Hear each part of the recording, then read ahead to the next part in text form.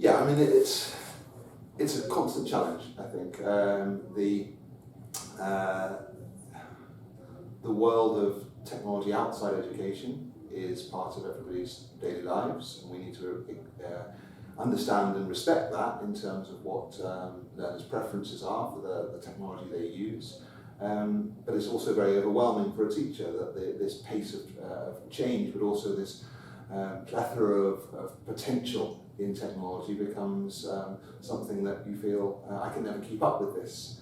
I think, again, for me, it's about teacher empowerment and teacher understanding that it's not about having the most apps at your fingertips or being able to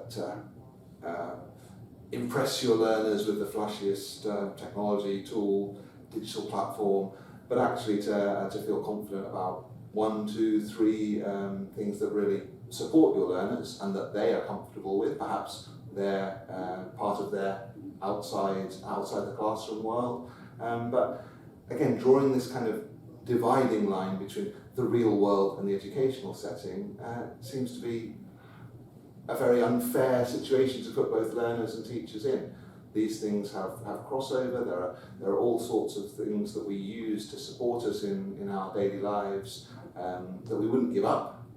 Some that we think we wish we'd never come into contact with, but they become part of our lives. But to say they have no place in education, or that using those tools which are supposed to make life easier is cheating when we come into a learning setting or an assessment situation, seems to me a backwards way to look at it.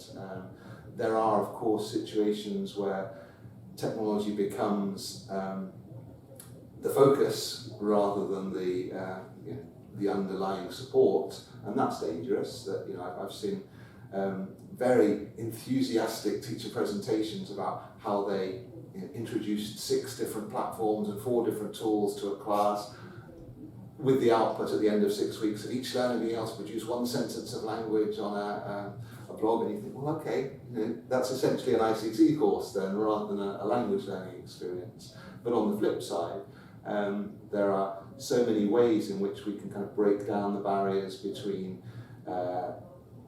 co-constructed learning. When I was at school, what you did outside the classroom was homework and a little blue book, and that was a very individual process, and it was handed into a teacher and you got it back as notes in a blue book.